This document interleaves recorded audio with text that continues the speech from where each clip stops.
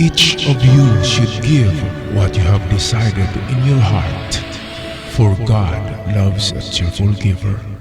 2 Corinthians 9 verse 7. Magandang araw mga katiyats, brothers and sisters in treasure hunting. How are you today? Sana ay malusog na pangangatawan meron tayo.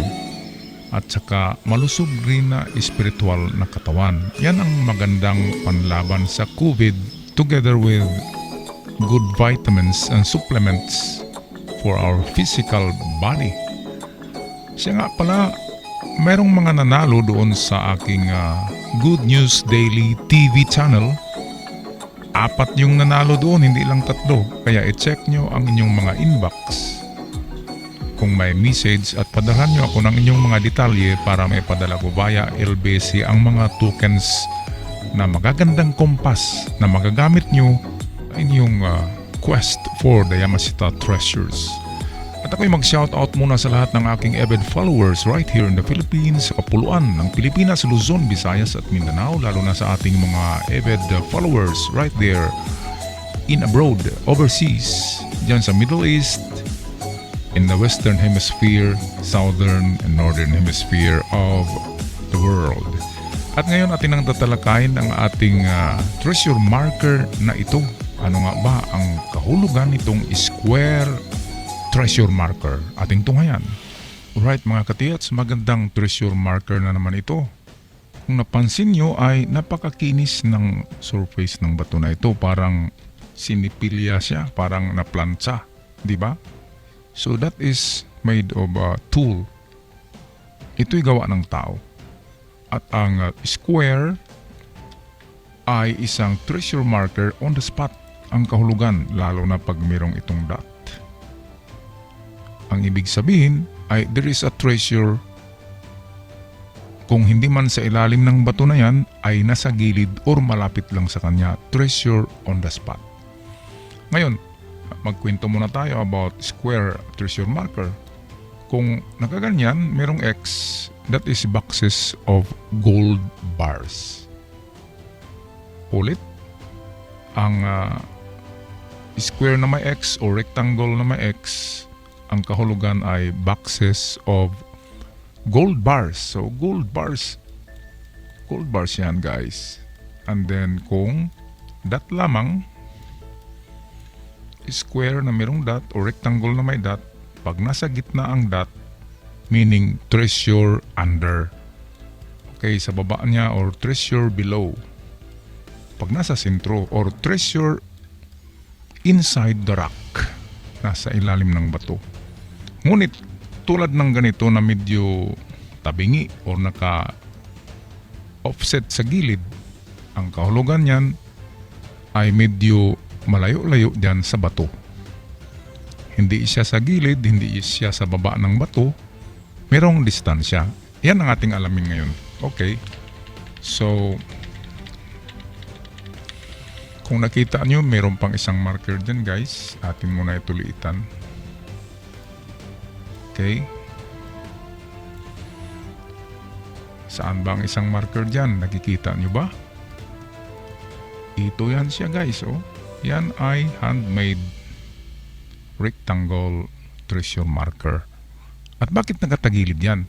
Bakit nasa gilid ng bato? Kasi pinaharap siya doon. Bakit pinaharap siya doon? Kasi sa banda rito, nandito ang nakabaon na itong sinasabi ng dot na treasure na nasa gilid ng square. Saan ba yung square na yan? Ang square na ito ay miniature lamang, pinaliit na square ng area sa unahan. Okay, kaya ang gawin natin ay kunin natin ang sukat ng square na ito. Ayan. Sabihin natin yan ay 14 inches. Sabihin na lang natin na 10 para mas madali. So, hindi ito perfect square. So, sabihin natin na 10 by, ito ay 10 by 10 by 7. 7 dito guys, inches. So 7 by 10 maging meters na siya. Inches to meters. Ngayon, yan ang ating palakihin na area dito sa harapan ng bato mismo. Kaya tingnan natin kung saan nakaharap yan. Example dyan. Dyan yan nakaharap. Gagawa tayo ng area galing sa bato na yan na ang area ay 7 by 10 meters. Pag-umpisa sa gilid ng bato mismo, so gagawa tayo ng 7 meters dito. Example lang ito guys, sa actual malaki yan. And then 10 tayo dito, 10 meters. 10 din dito. 7 itong dito na gilid or na side. Ayan. Bakit ba tayo gumawa nito guys ng ganito? Para ma-scale natin at matagpuan itong nakabaon na itong bilog. Yan ang item. So kung i-cross natin ito guys, i-cross natin yan. Okay, at mag-cross. Gagawa din tayo ng cross dito. Okay, at i-cross din natin dito sa ating ginawang actual square. Okay, i-cross din natin ito.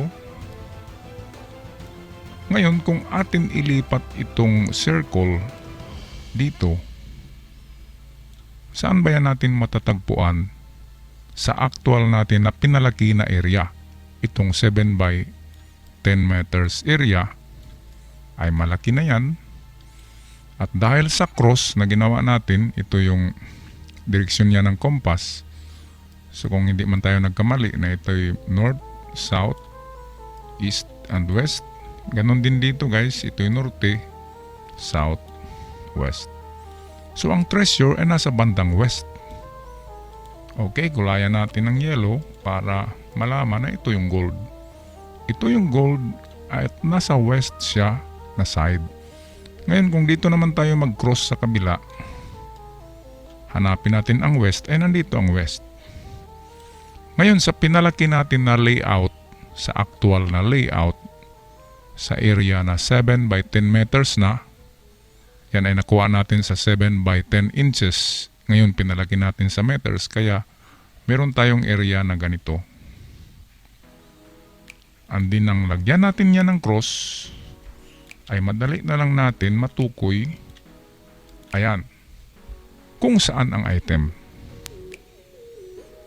At ang cross na yan, of course, ay atin yan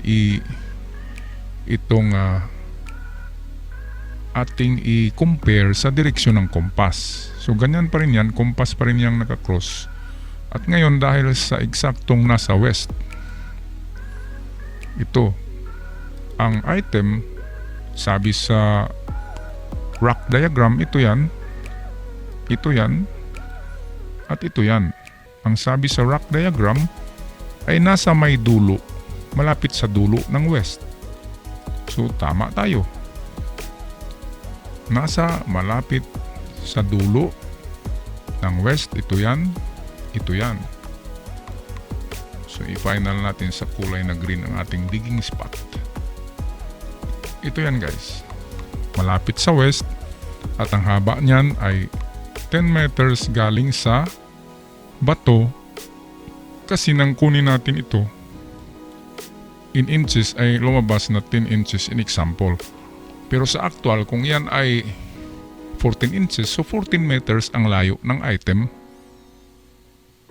galing sa bato. At matutukoy natin ang direksyon dahil sa compass. Kung gagawa tayo dito ng cross or kunin natin yan ang direksyon ng compass, kung tatama siya sa west, ganun din ang gawin natin dito. Kasi ang diagram na ito ay pinalaki lamang na, ito'y pinalaki na area, galing yan dito sa itong rock diagram or minsan tinatawag na stone map. Ito yung rock diagram niya at ito yung actual sa digging site na mas malaki. Okay ba guys? At sana ay before mag-start ay tingnan nyo muna ang palibot. Kasi karamihan ng engineered treasure site, kung yan ay gawa talaga ng mga engineering battalion ng Japanese Imperial Army, meron pa yung kasama na 2 bato or nasa 3 bato, or minsan ay dead old tree sa unahan.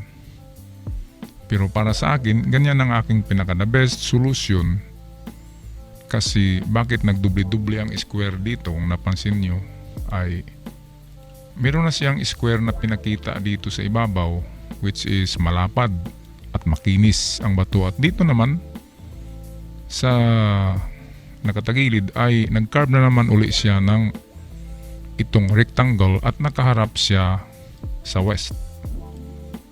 Okay, kaya ganun ang solution ko is to make a model. Meron siyang model pero naka-proportion ito sa meter from inches, which is 7 by 10 inches, at ginawa nating 7 by 10 meters ang area, at nakuha natin ang digging spot dahil given siya dito sa ito. Kaya nakuha natin ito, guys. At ang estimate niyan ay 10 meters galing sa bato. Okay, sana naman ay gabayan tayo ng Panginoon.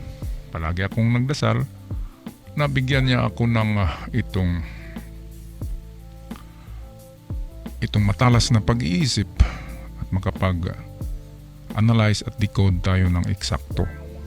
Yan lang ang mission ko sa ngayon, at ang susunod ko na mission ay of course yung atin ng spiritual. Kaya sinabi nga na hindi tayo nabubuhay sa spiritual lamang kundi sa pagkain din. At hindi rin tayo nabubuhay lamang sa salapi, kundi sa spiritual din. Kaya, ang unahin muna natin ay itong ating physical needs. Tulad ng pagkain, bahay, sasakyan, at makapag-ipon. At pagkatapos niyan, isusunod na naman natin ang ating spiritual needs. Ang pagkain ng ating mga espiritu. Alright, ako magpala na guys. Sorry, saying ciao for now.